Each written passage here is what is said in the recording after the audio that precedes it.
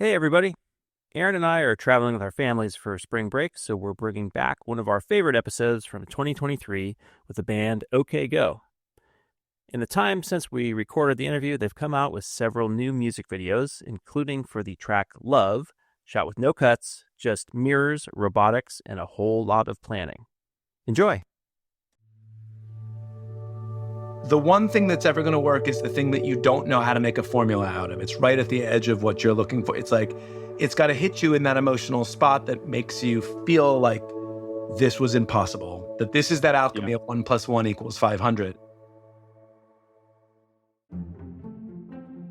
Not many bands hire Russian pilots to film a zero-G video on their cosmonaut training plane, known as the Vomit Comet.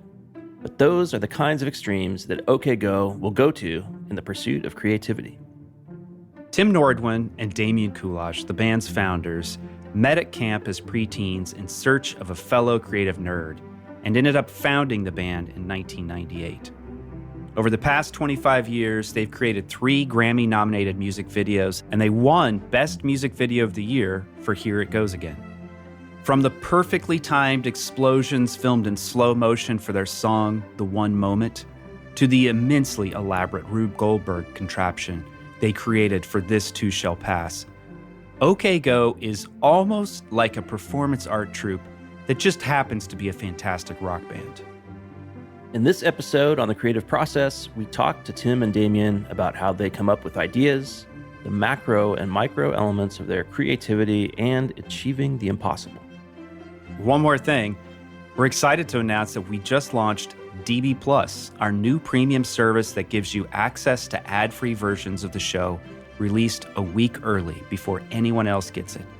Subscribers will be invited to AMAs, that stands for Ask Me Anything, conversations with big names in design and tech from companies like Nike, Netflix, and the New York Times, who will field your questions about compelling topics. Visit designbetter.plus to learn more and subscribe. That's designbetter.plus. Design Better is brought to you by Wix. Hey, web designers, let's talk about creative burnout. It's a real thing, and it happens to a lot of folks. You're working on a site for a really big client, but between resourcing, feedback, tight budgets, and even tighter deadlines, it doesn't make the cut. Wix Studio helps you close the gap so you can deliver your vision with less friction. Built for agencies and enterprises, you get total creative control over every last pixel.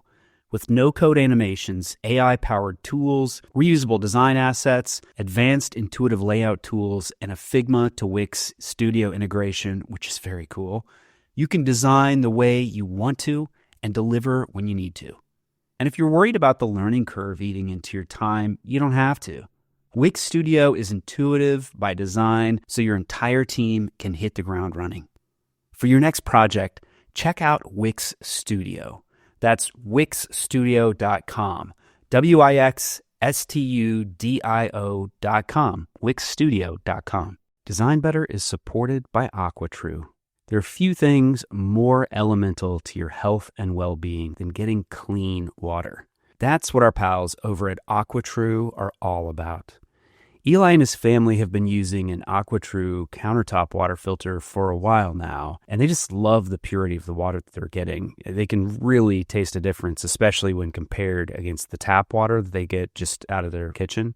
AquaTrue removes over 84 of the most harmful contaminants, things like microplastics, chlorine, fluoride, arsenic, nitrates, and PFAS. These are these forever chemicals that are in so many different things, and they find their way into our water. AquaTrue have water purifiers to fit every type of home, from installation-free countertop purifiers to those high-capacity under-sink options, which are so nice. They even have a Wi-Fi connected purifier with mineral boost options. That's pretty amazing. Perhaps the most compelling part of AquaTrue is when compared to other filters, AquaTrue filters are affordable and long-lasting. You don't have to change your filter every 2 to 3 months. AquaTrue filters last 6 months to 2 years. You can get 20% off an AquaTrue purifier at aquatrue.com. That's AQUATRU.com. and enter the code DESIGNBETTER at checkout. Save 20% off an AquaTrue water purifier when you go to aquatrue.com and use promo code DESIGNBETTER. Damian Kulash and Tim Nordwind of OK Go. What a treat to have you on the Design Better podcast today. Thank you. It's an honor. Thank you. Y'all have known each other for a long time. I think if I read correctly, you met when you were 11 years old at summer camp. Is that right? Yeah. Yeah. I think I was 10. It's been almost 6 years. I'm just kidding. We are in our late 40s. So yeah, it's been a long time. That's incredible. And you were at it for quite a while. So the band officially formed in 1998, just to make sure everybody listening kind of has the background. At it for a while, making songs, and we're going to dive into your creative process. And then in 2007, you ended up winning a Grammy for your video, Here It Goes Again. Curious, like, how that felt like after that investment, you finally sort of got this validation. It was such a fast and weird ride that it just felt reactive until, like, it was amazing, but also just a whirlwind until I'd say around the time of the Grammy. Our first record came out in 2002 and had a big major label single on it. I mean, I shouldn't say big. It was top 20, but it wasn't, we weren't the Strokes, but we also weren't a failure. And that's enough for a major label to give you a second record, but not so indisputable that they have to keep pouring money on the fire. So they let us put out another record, but didn't particularly promote it. We started touring 6 months before the record came out, and 12 months after the record came out, the Here It Goes Again homemade video on treadmills came out. So we had been touring for a year and a half when that video hit and became, an overnight success. And suddenly the record cycle started for us again. We toured for another full year. And by the end of that year, we were in the middle of this whirlwind with the success of that video. So the video itself was successful overnight. That record we'd been touring on for 2 and some years, and we'd been a band for nearly 10 at that point. Yeah. So it was, it was the sort of like overnight success takes a long time to happen kind of cliche. I'd say from 1998 to 2007, it was like, this is fun. This is exciting. This is fun. This is exciting. And then when 2007 happened and Here It Goes made it onto YouTube, it was like, okay, things just got really weird and exciting. It's like it got weird and exciting. Yeah, and I don't think it was just sort of chasing our weirdest ideas in a good way until that video happened, and it was so huge and felt so inevitable in the moment that we were just sort of like, yeah. Until a few months after, which is about the time that they start giving you awards for something. It's never when it actually is happening, of course. It's always, 6 months later that somebody's recognizing it. So we were in the middle of celebrating it and also realizing this can never be repeated. Right. Like, we are now a one-hit wonder, and our one hit isn't even a song. It's a ridiculous dance routine.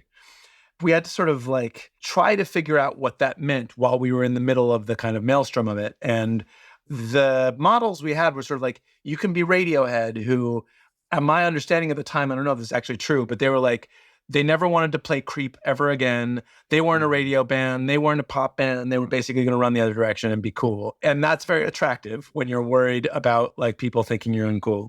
But we're not as cool as Radiohead. And we kind of liked the thing we made. And we figured that the chances of us succeeding if we ran the other direction were pretty low.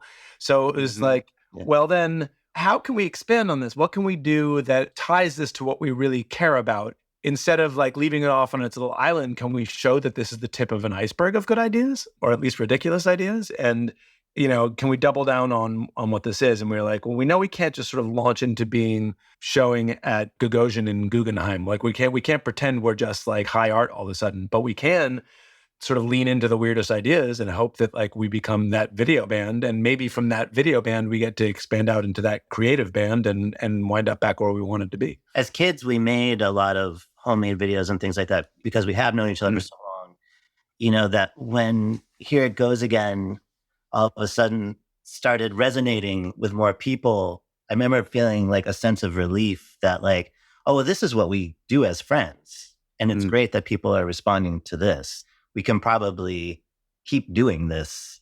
And like Damian said, it seemed like if this is the tip of the iceberg, then what else can we do? This is great. There's also like in 1998, we were a rock band because you had to choose between being a rock band and being other types of creative stuff. Neither of us grew up as instrumental prodigies or even particularly great players. Like we picked up music relatively late. As a little kid, I was really into visual art. Yeah, I was into theater. And we kind of got into music because of punk rock in high school and learned to play relatively late. And even when OK Go started, we were in our young 20s and still not particularly great players. We're decent now because we've practiced every night on stage in front of people. But like in a world of Jack Whites, you know, like who are just these like stellar instrumentalists, that was never our universe. There was no version of being a rock band and all the other stuff that was readily available to somebody in the mid-90s. Like you sold records if you made music, and you sold movies if you made movies, and you sold newspapers if you like to write. But there wasn't a thing that sort of collected all of it until all of a sudden the internet kind of melted them all into one big lump. I'm a longtime fan of your work, but my wife wasn't really familiar, so we were watching some videos, and she's like, these guys are like an amazing performance artist who also happen to have a really great rock and roll band. And I'm curious, like, how intentional was that over the years? Like, you kind of built this audience up in that sort of modern way with, everybody's getting more oriented over the years towards YouTube and now TikTok, et cetera. Was that intentional, or was that just kind of happenstance as, your story played its way out? It's almost like another video killed the radio star moment where like your timing was impeccable. It was like video killed the video star, actually. Yeah, right. People give us credit for felling MTV in a single swoop, because if you can make a Grammy-winning video for $5, then why pay $500,000 anymore? Yeah. I mean, we definitely started thinking like, we're a rock band. But, for all the reasons Damian just sort of described, and just sort of in the late 90s, you kind of did have to choose, or it felt like you had to choose. It felt more like a natural progression. Yeah, I'm trying to think if there's an honest answer to this sort of binary question of like, was it on purpose or did it just happen? And it's kind of like we were responding to it in real time. And most of being a self-employed creative person is triage, Like most of the time you're trying to figure out how to make this career keep on lasting another 5 years.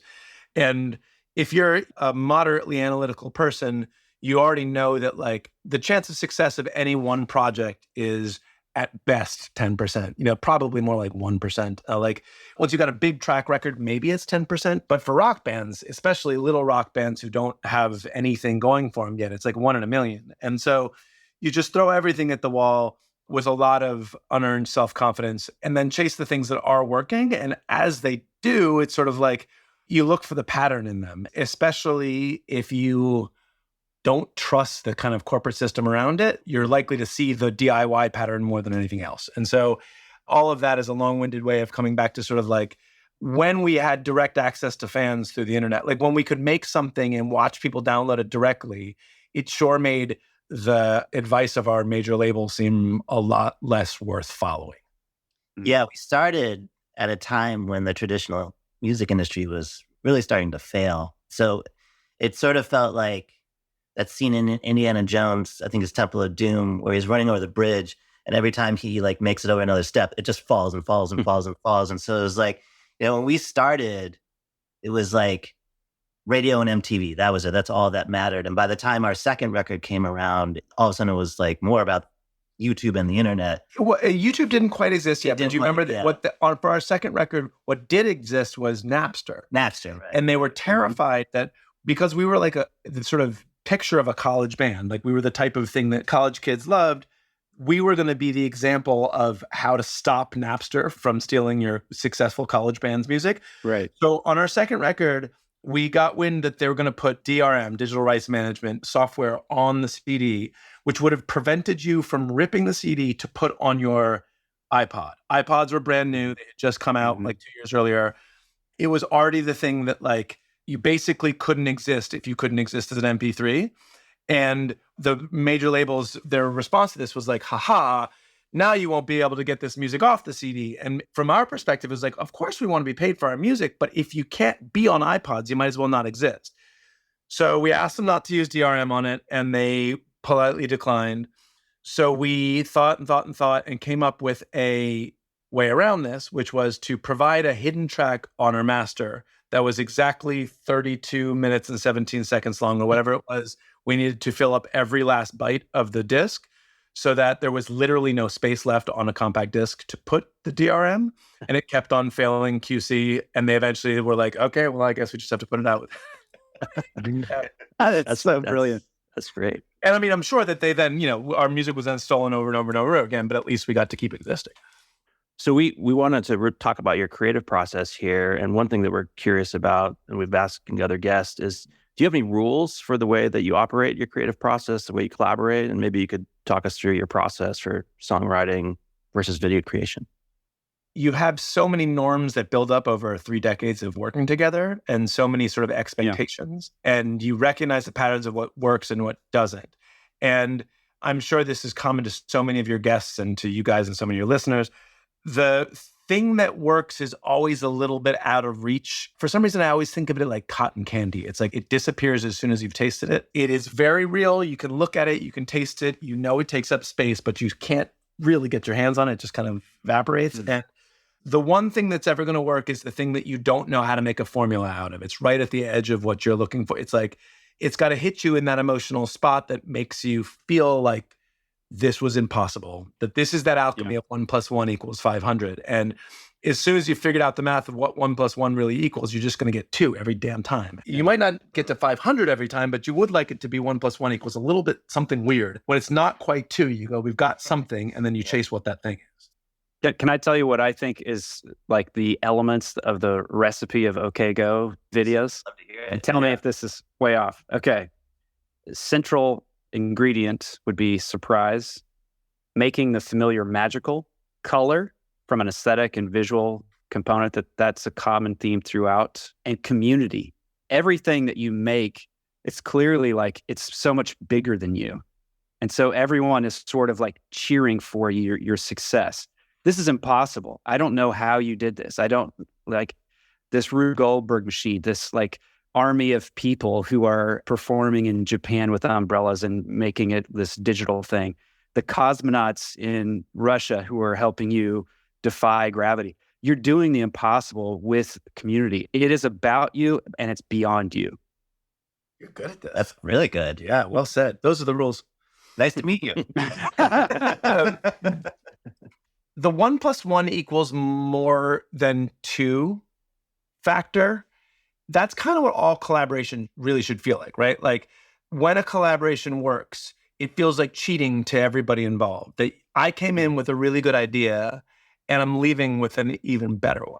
If there's a lot of sort of territorialism over credit, that can't work. But if it's sort of like what we want is this amazing thing and everybody who's involved with this amazing thing is part of this amazing thing, then it's very additive and everybody who puts something into it gets the total out of it. I think our attraction to the ideas that are in the videos is mostly that sort of being attracted to that kind of collaboration, going like, wouldn't it be awesome if we could find a scientist who wanted to do this incredible thing? And you want to celebrate that person and you want to celebrate that collaboration. And we certainly are never presenting ourselves as like particularly good at that thing. When we're working with dancers, we're the worst dancers in the room. When we're working with scientists, we're the worst scientists in the room. Like it's you're just sort of honored to be let into the room. And so celebrating the community has seemed obvious from the beginning, I guess. Yeah. In terms of the process for the videos specifically, so there's a pattern that we've realized works. We certainly didn't like start out with it, but here's what it is. We have to find an idea that feels big enough and small enough. It has to feel like it's expansive enough that we're going to be able to play with it for a full 3 or 4 minutes, and small enough that there will be boundaries to push up against, because if there's no boundaries, there's sort of no form, We want the simplest version of that. So if you can get rid of a clause in the description, get rid of it. It's not this and that and that and that. It's like we want to make something in zero gravity and use all the best tricks in zero gravity. Or we want to make something that's a Rube Goldberg machine, but not a Rube Goldberg machine and the blah, blah, blah, blah, blah, blah. The best ideas are the simplest ones. And then if you can find within that sort of what we refer to as a bag of tricks, or a vocabulary of, say, 20 great surprises. And this is, to your point, yes, it's all about surprise. If there's moments that really hit you in the gut instead of in the brain, and you think you can get 20-ish of them, like our videos usually need between 10 and 15. If you can only find 12 and you need 12, it's going to be very hard to make a good through line to all of that stays musical and stays emotional and stays useful, right? So like what we want is a vocabulary that's a little bigger than what we need. And then we need to sequence those in such a way that it is a crescendo of surprises where you're not giving away everything right at the beginning. Just sort of classic narrative structure stuff, except it's not boy meets girl, it's surprise leads to surprise. And of course, it has to also match the music and has to feel like the music. So, I mean, the thing that almost always happens at some point in making our videos is like, yes, but how does the chorus bust out? How does this part feel more than the last part? Most ideas that seem like they're pretty good, you fail at that place, that there's no, this is a really exciting way of showing pixels, or this is a really exciting way of animating things, or this is a really exciting emotional surprise. But once you've shown it, you have nothing left, and there's nothing that leads up to it. So like one video we made that I think sort of failed in this respect is we made a video for the song Last Leaf, which is all toasted on bread. It's an animation made with a laser cutter toasting bread. And that seemed like such a cool idea to us. And it's a really great way to make an animation, but you get the whole point of that in the first 20 seconds of the film. And then after that, it's a very beautiful animation, but not any different than animations you've seen your whole life. So you sort of get this expectation that it's going to break your mind, and it does a little mind break in the beginning, and then it doesn't go anywhere after that. And so we've done very few animated things since then because we've learned that like, unless we can keep one-upping the animation itself, that's kind of a dead end. So on the topic of coming up with ideas, Rick Rubin has this book he wrote recently about the creative act and talks a lot about you're not actually creating, you're really channeling. And I think you both have talked about that you're sort of, these aren't your words, but you're not really exactly sculptors, but you're more like archaeologists, kind of finding things and discovering things and meshing together things that weren't previously together. Could you talk about that discovery process?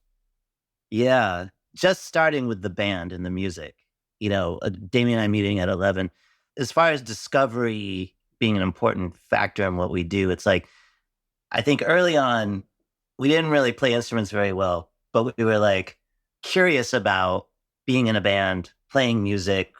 We loved listening to it. Now we were curious about doing it. And it was like, hey, do you want to do that? Yeah, I don't know that much about it, but let's try it. Let's find a couple other people to do it. For me, it felt like the discovery of 1-4-5, the progression in pop music. Like, obviously, there are many, many chord progressions in pop music, but this is the most common one. And everybody figures it out at some point in their life. And that's often when they make their best song. It's like some of the Beatles' best stuff is their earliest stuff when they're just figuring out how to play the thing, because those notes were always there. Like those chords are no different than what, Bach and Mozart and, it's like, but when they break your soul, when they scratch that itch deep inside your brain, they become yours, or you get that 1 + 1 = 500 feeling. And that is the case with making music in the first place, that you're just arranging these frequencies in such a way that like, it means more than it's supposed to, and in a way, it's really, you're discovering something within yourself because it's all out there. I've just come back from vacation in New Hampshire at a little house on a lake where my great-great-great-grandfather built a cabin. And this little house has, across the lake, there's a set of hills and one little triangular kind of mini mountain right in front of someone behind it. And they just happened to cross behind it such that it looks like the one in front of it is actually the overlap of the two behind it. It's just a perfect parallax thing where, like, because of where that house is situated, it looks like you've got a transparent mountain in front of you. And you're not discovering something about that mountain. You're discovering something about your position, right? About where you're watching from or what it feels like to you as a human to be confused by that. And that moment isn't about owning those mountains. It's about owning that position in the sand, going like, wow, this is where I see that from.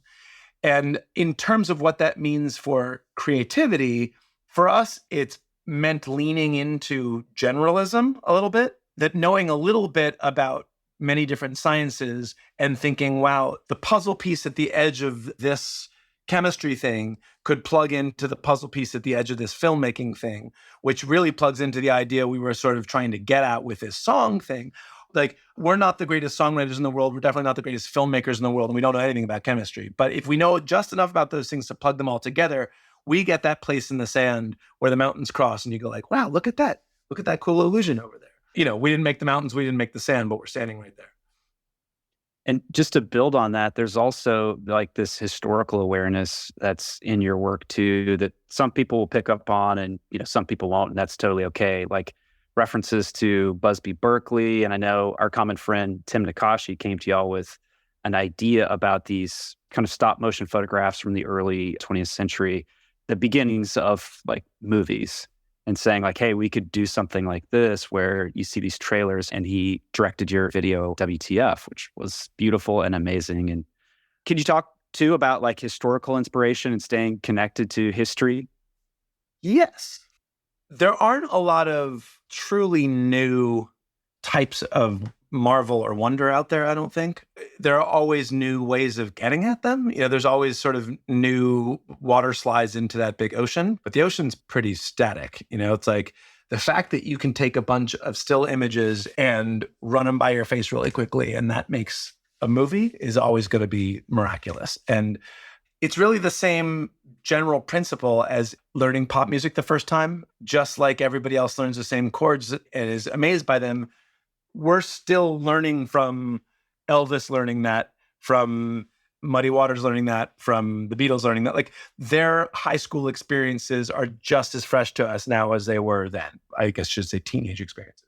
And that's the case with the incredible dances of Busby Berkeley, like you said, or the early experiments in photography, or the long history of people who've made incredible Rube Goldberg machines. We were accused of ripping off Fischli and Weiss with our Goldberg machine because they have a famous one from the 70s. And I remember a big shot in the art world kind of being very dismissive of us because it was stolen that from Fischli Weiss. And in the statement, they were like, they stole the Rube Goldberg machine from Fischli and Weiss. And I'm like, you just called it a Rube Goldberg machine? Like that is the crazy, it's like everything builds on the stuff before it, of course. And we love referencing those things. We also we're jealous of them. We'll never get back to the place where we discovered those first 3 chords of pop music the first time. Like, we can't find that wonder again, but we keep on finding new other things to be, little marveling children at. And so when we just sort of fall into a world of art or of science or of dance or of really anything where that initial surprise is still fresh to us, we want to like grab it while we can. Maybe you could talk a little bit too about the importance of play in your work. And then just actually before that, a quick fire question. My son, Dashel, who's 7, it's really hard to get him to listen to anything other than the Beastie Boys right now. For some reason, he's got really to that. But I played your... Worst things could happen. Yeah, totally. He had a question for you guys because I played your video. He's like, man, this is awesome. And he asked me to keep playing it over and over again. The one in the plane, the Vomit Comet. But he was just wondering who was driving the plane. And then maybe you could talk a little bit about play. We had some very senior Russian scientists. Yeah. That was the Russian version of the NASA plane. It's called Roscosmos in Russia. And they're much more for hire than NASA is, especially 10 years ago. And they totally thought we were a joke. They were like... We showed up with piñatas and paints to their plane. I think they were like, what are these goofballs doing? This actually segues well into play and into process. So the video you're talking about is for the song Upside Down and Inside Out. It's shot in a zero gravity plane, a misnomer, of course, because really weightlessness, there's always gravity, but you don't experience it when you're falling at the same rate as the plane is. And as soon as we learned about that, about the fact that people could do that and you could get one of those planes without being a lifelong astronaut, we wanted to do it. And we pitched that idea to every brand sponsor we could find for 10 years. And when it finally came together, this was our process. We were like, well, there's no way we can choreograph something in a space we've never been in. And we have no idea what things will look like or feel like. We really don't know how wonder will work in this space. So if we can afford 20 flights in this plane, let's break it up into thirds. We'll do 6 flights of pure testing. Then we'll take a month off and look at all those tests, figure out what happened, what we learned, and try to choreograph something out of it. And go back, spend 6 flights practicing that choreography and changing it up and seeing if we can actually make it work. And then spend the last 7 flights filming it. And what that meant was that the first 6 flights were in an empty plane, a big cargo plane in Russia with all these sort of semi-retired scientists who were kind of vaguely ex-military. Like the crossover between Roscosmos and the military was sort of unclear to us at the time. And so it had a very kind of like I guess the way you would expect with NASA, sort of a very like, these guys have probably come from the Air Force kind of vibe. And we're a bunch of kids showing up to play, literally. We had not come from the Air Force. Yeah. but our whole thing was like, we had out of the 6 flights, so there's each flight, you get 15 parabolas of weightlessness. They fly in this parabolic shape so that the plane effectively throws you into the air and then follows your flight path until it has to catch you when you're getting too low again. That's about 28 seconds of weightlessness. So you get 15 of those during a single flight. So over 6 flights, we had 6 times 15, what is that? 300 parabolas. So we picked out all the things we wanted to test. And we put 4 GoPros on a PA in the back of the plane with each of those things. On flight 1, you're going to open a can of beans. On flight 2, you're going to throw Skittles in the air. On flight 3, you're going to see what it feels like to hold up bricks. Like everything we could think of, because we basically assumed that we wouldn't know what the thing was that was going to hit us. And we, during that time, we had a couple of chairs to work off of, and we just started jumping around in the space, trying to figure out what moves we could do that were like what looked great, what we could recreate, what we could figure out at all, how much we could do before we started vomiting, all that kind of stuff. And the crew there basically just saw a bunch of American kids screwing around. And they were like, this is the stupidest thing. Like, who would spend this money? And I remember at some point, Andy, our guitarist, turning to thank one of the crew members. And he just looked at him and goes, any wishes for your money? That was the whole response, right? Like you guys are going to waste your money on this plane. We'll do whatever the F you want, Then we went home, came up with our basic plan, and came back a month later. They'd watched all our videos, realized what was happening.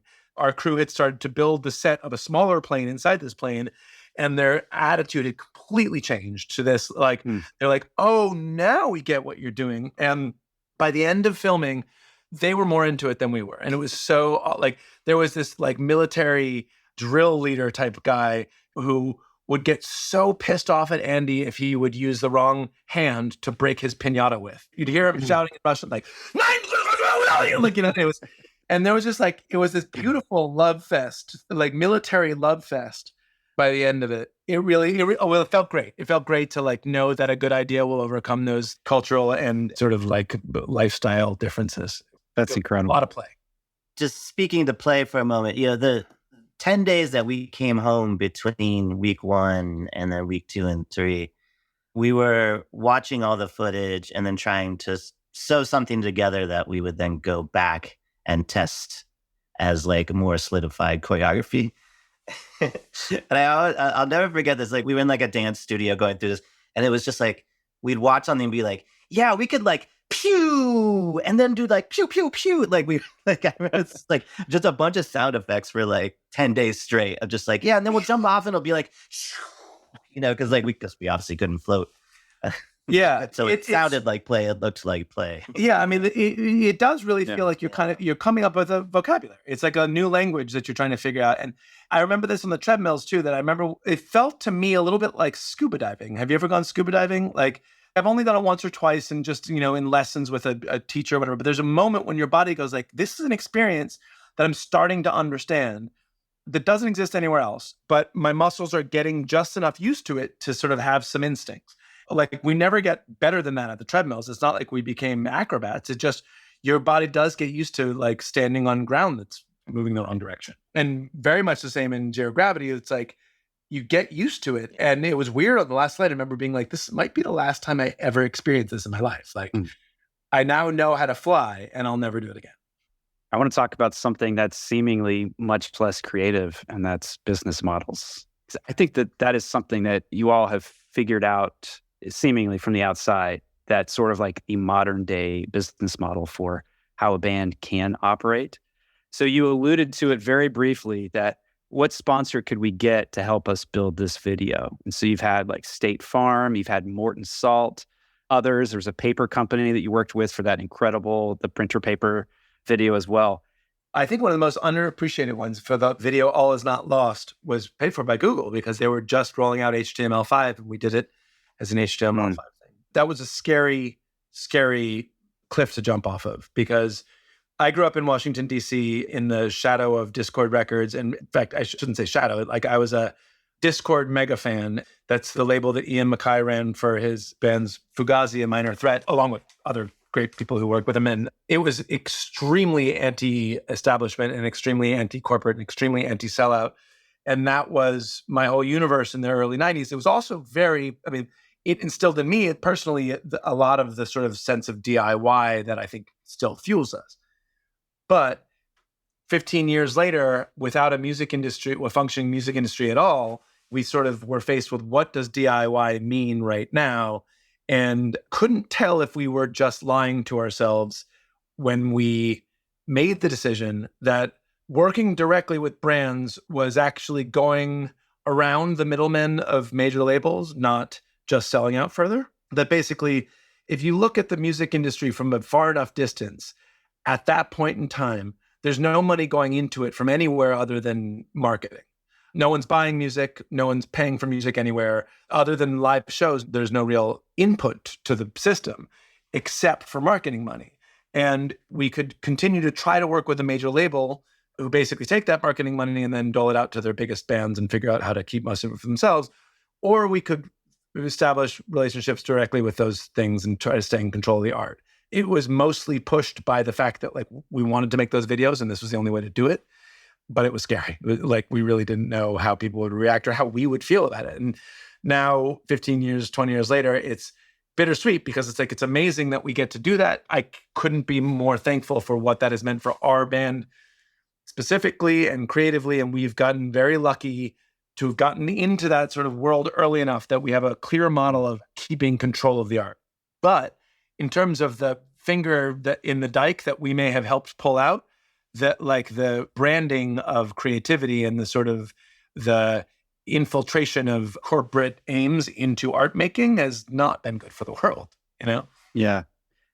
I want to dig into this a little bit further because there's another aspect. So one is partnering with sponsors to build these complex projects. And look, that's been happening for a long time. And what you described with the military guys not understanding this creative thing you were doing, if we keep creativity quarantined off in the side and in the back corner with the cool kids, that really doesn't do what we wanted to do when we got into a creative process. We want to bring more creativity into the world. And so everyone can play, is my view.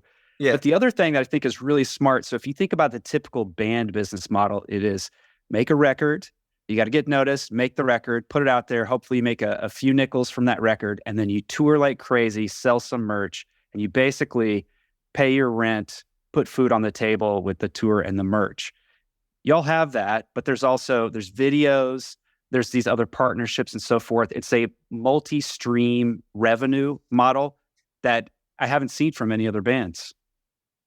We're very lucky in that respect. It's hard to recreate when we're asked, how do you do this? You get really lucky. You chase your ideas and hope that the weird little corners you're in turn out to be fruitful ones. You mentioned that the common model is touring and merch.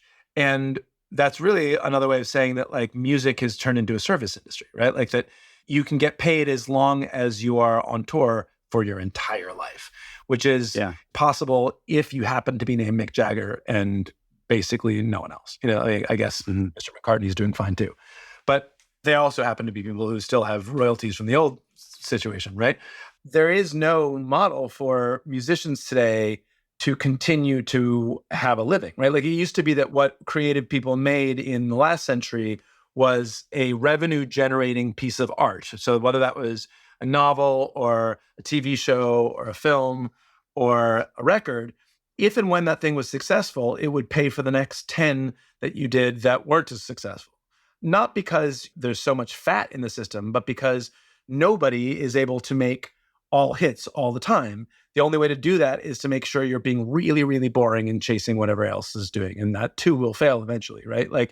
You've got to be swinging for the fences and not all of them are going to hit. This is why the writers are on strike right now, right? The only way to live as a writer now is to be constantly employed.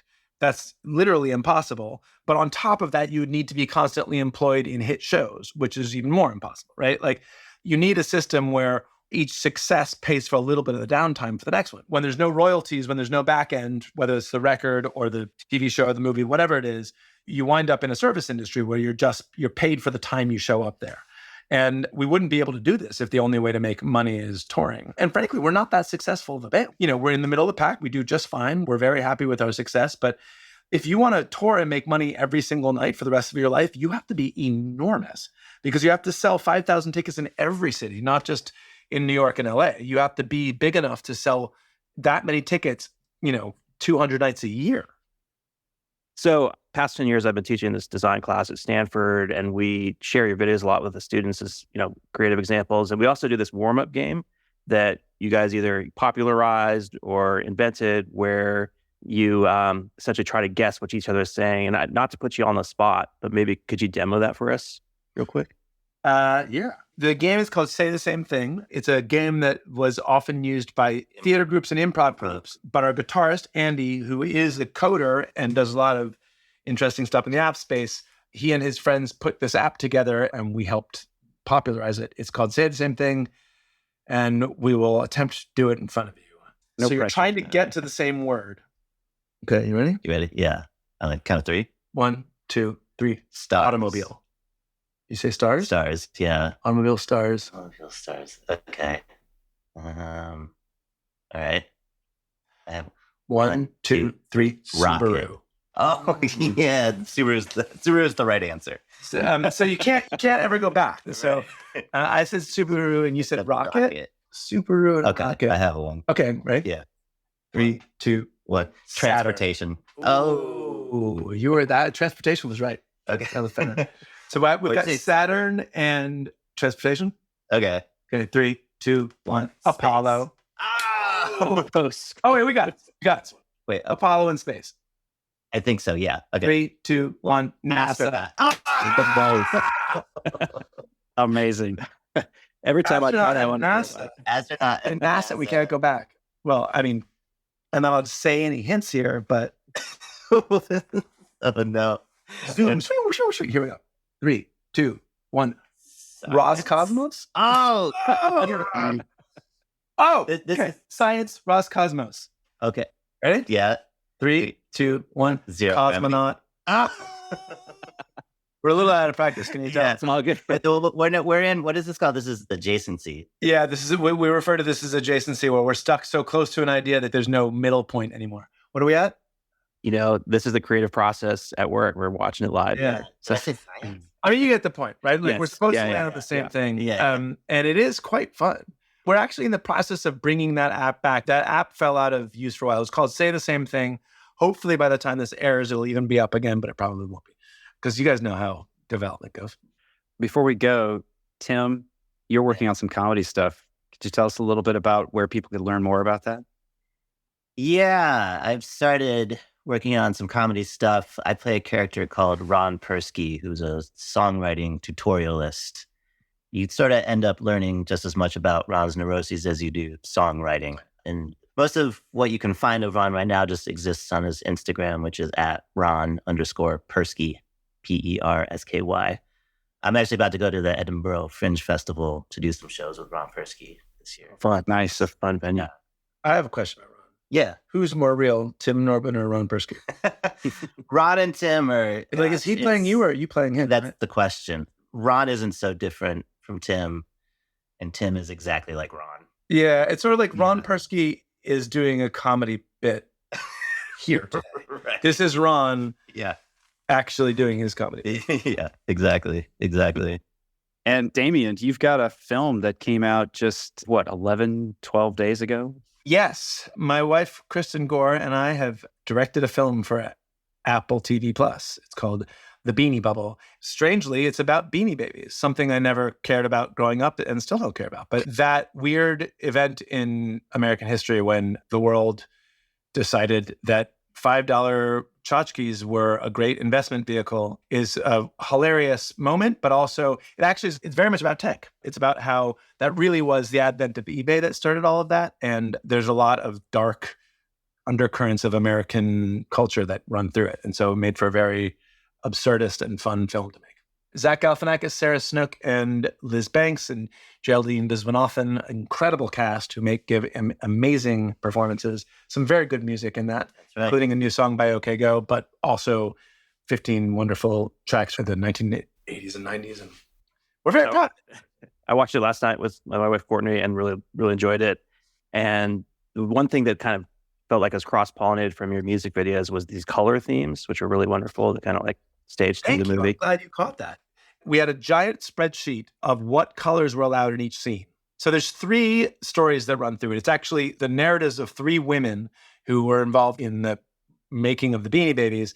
And it's a little bit of a bait and switch, the film. You think it's going to be about Beanie Babies, but it's really about these 3 women and their relationship to the guy who ran the company. And they happen over 2 different decades. So there's sort of confusing timeline. And in an effort to make those timelines distinct, but not so distinct that you're in different films, each of those 3 stories has its own color palette. And we lean a little bit heavy into them so that it's a little bit extra.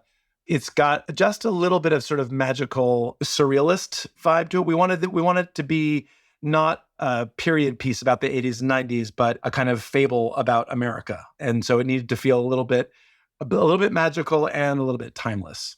So I'm glad you noticed the color. Thank you. A lot of work went into that. Damian and Tim, thank you for being on the show. What a fun conversation today. Thank you. Thanks for having us. Yeah.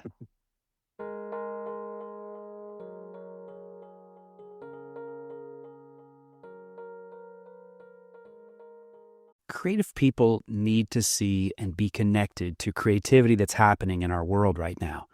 There are amazing, inspiring people who can teach us, but how do you find them and how do you convince them to teach you?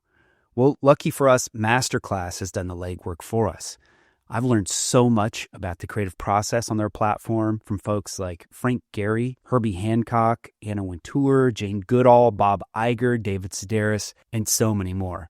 Imagine people like that as your teachers. That's just incredible. And I just discovered that Masterclass produces these amazing documentaries too. I watched a documentary on songwriter Diane Warren that just blew my mind. You all know her songs. They're mega hits sung by like Whitney Houston, Celine Dion, Beyonce, Justin Bieber, Justin Timberlake, Eric Clapton. I mean, this list just goes on for days. And seeing how her mind works, seeing her creative space that's just like piled up with stuff, and the work ethic that she has, it's fascinating. You can access Masterclass on your phone, your computer, your smart TV, or even in audio mode. You can just listen. Right now, as a Design Better listener, you can get 15% off an annual membership at masterclass.com/designbetter. Trust me, it's the best thing you're going to do for yourself this year. Get 15% off an annual membership of Masterclass at masterclass.com/designbetter. There's so much to learn. Go to masterclass.com/designbetter to sign up now. I got to tell you, that was a real treat for me. I love OK Go, and I've enjoyed them for a long time. I love their videos. I love, just like the creativity they bring to everything they do. And to have the opportunity to just kind of hear how that unfolds is pretty fascinating. Yeah, same. I've been following them for at least 10 years, probably more than that. I just always wondered, like, how do they go about thinking up these ideas, get these creative videos, and what is their collaboration like? And, it was also clear that, and I didn't know their backstory, but that Tim and Damian had kind of a special relationship that helped foster what they do. So it was neat to sort of dive into that a little bit too. Yeah. So I think, they're a band in particular that I think we can learn from because their creative process, it's very open. As we kind of heard, anything's possible, it seems, but it's also, there are boundaries. And I like the way that Damian was describing that we know what we're after, and there's a certain level of rigor, and there's so many other factors. People like, let's just do this the slightly easier way. And they're like, no, we're sticking to our guns on this. But they have this open process of discovery while also staying very focused on what they're trying to achieve. Yeah, absolutely. And I think, prototyping kind of plays into it a lot too. They talked about how they, in the Vomit Comet and the Zero Gravity video, that they had to go test things first. And I think as designers, we often think of prototypes as trying to address risks or answer questions that we have. But it's also a space for exploration and discovering things that you might not realize would be valuable to get them out in front of somebody and say, hey, this is great, but what about this? And you just didn't realize that before, realize the potential of what you're doing, or you make a mistake and it ends up being better than what you intended on doing. I'm fascinated by how their creative process also falls into their business model. They didn't intentionally create this business model with multiple streams of revenue, ways to have partnerships and so forth. But again, they stayed open, and then that started to unfold. Yeah, that's cool. I mean, even for our own show here, it's inspiring to think of, man, we got these creative partnerships we can work on ourselves, and something that will be interesting to our audience and also, keep us going too. So yeah, I love that part. The collaborators are also a really key part of what they're doing. The collaborators, there's a lot of how they're made videos on YouTube.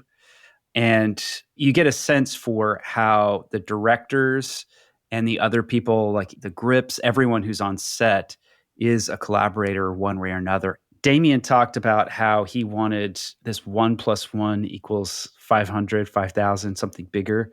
When you find the right collaborators, that phenomena happens. And I think in the tech world, we often call that as like a multiplier effect when you're working with the right people. I was curious if we didn't really get a chance to ask him this, but your friend Tim, I think he came to them with an idea, this sort of stop motion or almost like Edward Muybridge type thing where it shows a trail of photographs with multiple exposures. I wonder how often that happens versus them kind of on their own, like coming up with the idea or how, what the ratio is there essentially. Yeah, I'm not sure. The story about how Tim Nakashi, my friend, ended up connecting with them is fascinating, where he was pulling into a parking lot at a Pinkberry in LA and almost hit "Okay, go, Tim," with his car.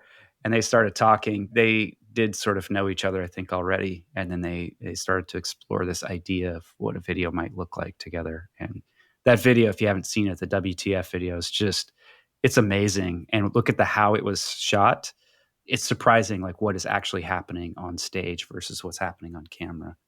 Yeah, it's so cool to think about being in a position where your job is essentially to just, play together, find the sandbox where you've got the space to try out these different creative ideas, see what works.